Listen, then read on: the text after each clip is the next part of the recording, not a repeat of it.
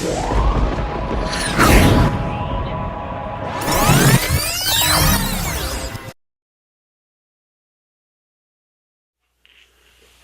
everyone, and welcome to the second episode of Thoughts on Star Wars and Comics. In the last episode, I briefly went over the first issue of the new canon Marvel Star Wars comic books. Now, I want to go over the first run, or first book as they call it, of the new series. And it was called Skywalker Strikes. And it runs from issue 1 to issue 6 in the Marvel continuity. Now, I didn't really go over the plot in the first comic. So, after the Rebels blow up the Death Star, they're empowered, and they start attacking Imperial facilities. So it starts on Corellia, which we saw in Han Solo for the first time, but actually first appeared in this comic book for the first time, at least in the new continuity. And everything's going good, and they get in, and then, of course, Darth Vader shows up and ruins everything for them. So, I showed you a couple pages just briefly from that issue, but in the next issue, oops, that's the 6th. Put these in the wrong order. There we go. So in issue 2, which has this really cool cover, most of them have really cool covers. It still has that weird artwork. Starts off with Vader facing down Luke for the first time after the Death Star explosion, which is kind of cool, because he beats him in like one page, which is great, which shows that Vader is still super powerful and Luke is completely untrained.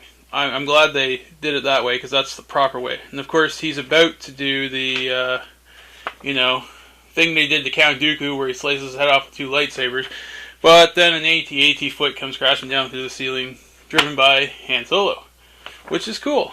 I mean, he steals an AT-AT walker, and they go from there. Vader's tracking him down, because now he's interested in why this guy has a lightsaber in the Force and everything like that. And there's some action set moments. There's these weird aliens taking apart the Falcon because it's in a trash junk heap. The usual stuff. Some really cool scenes with Luke and firefights and things like that. All in all, this line is pretty cool. It starts out very promising. So, it starts out like a typical Star Wars story you would think would start out, where they go on a mission, they get in trouble, and then they have to escape. So, yes.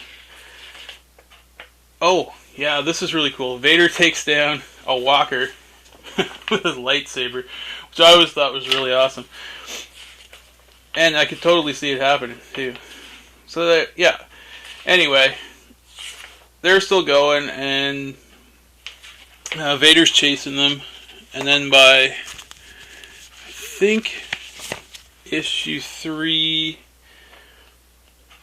Yeah, that's the one where they get away. I don't want to spoil all of this for you, because...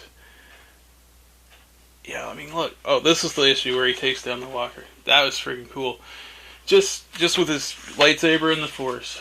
I mean, that's the type of stuff you want to see Darth Vader do, and it's too bad we couldn't see somebody like Kylo Ren doing stuff like that, because then he might be legitimately scary. But, evidently they didn't want to go that direction. So, they get away from the shipyard planet, and then it moves over to Tatooine in the next couple books, which is kind of cool, because we go back there for different reasons. Now, see, Vader finds out that, Han was using a fake connection with Jabba the Hutt. So Vader goes to see Jabba, of course, and they have a little conversation, and he gives Vader the information he needs. Meanwhile, Luke's training back on the Alliance Fleet headquarters. And he's getting his ass whooped because he's not a Mary Sue or a Gary Sue, or however we want to put it. And then it goes back to Tatooine, and we get introduced to this new mysterious character who shows up quite a bit more in the comics later on. It's not that great, but we'll get to that. So after Vader gets his information and stuff like that, Luke, for some reason, and I'm not really reading this to go over. Oh, right, yes. He's going back to Tatooine to find Obi-Wan's journal. That's what it is. Because he wants to get some answers. Yeah.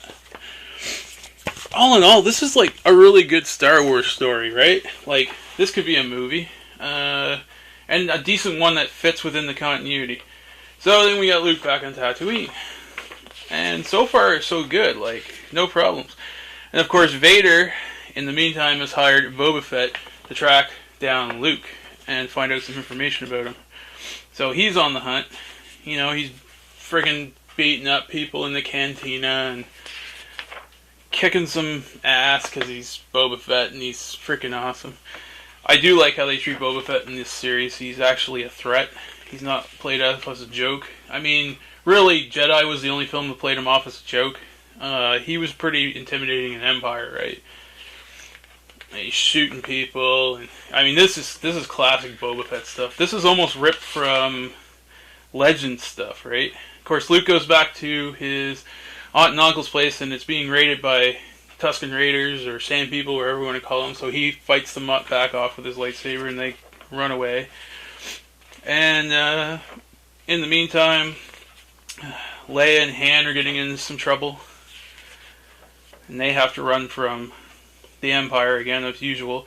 And of course, this mysterious person we saw earlier is tracking them down. Trust me, the payoff's not that great. So, Luke... Oh, I'm sorry, it wasn't his aunt and uncle's place that he was going back to. It was Ben's hut that he chased the Tusken Raiders away from. My mistake. Like I said, I'm not really reading the pages right now, so...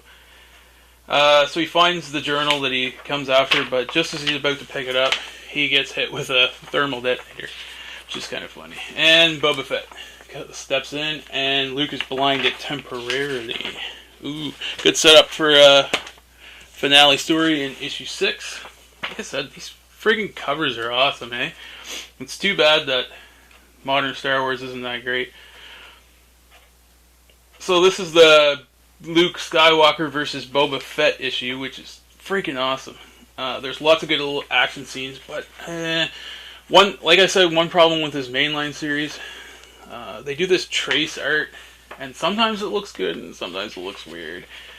But for the most part, the action's really good, and that's what matters in Star Wars, right? You want good adventure stories, good action.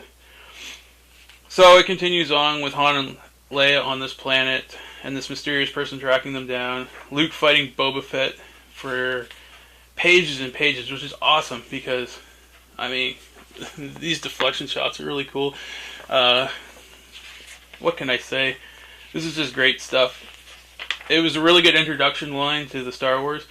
And then we get the introduction of Santa. Now, Santa is supposedly, at this point, Han Solo's wife, which the internet freaking exploded back in 2015 about because it was a stupid plot point. But anyway, in the meantime, Luke gets Obi-Wan's journal, and while he was fighting Boba Fett, he made the mistake of saying his name. So Boba Fett, of course, goes back and reports to Vader, and the only thing he can tell him is that his last name is Skywalker, which, of course, Vader freaks out about. Now, this is pretty close to the old canon, where Vader found out about Luke in between episodes, and that's why he was chasing him so hardcore in Empire. So I'm glad to see they brought that back. So all in all, the first 6 issues, the first book, Skywalker Strikes, is pretty good. The artwork's a little weird, like I said, but it's a good Star Wars story. And that's what the comics should be, good Star Wars stories. So that's all I really have to say about this one. We'll continue on with the second book in the next episode.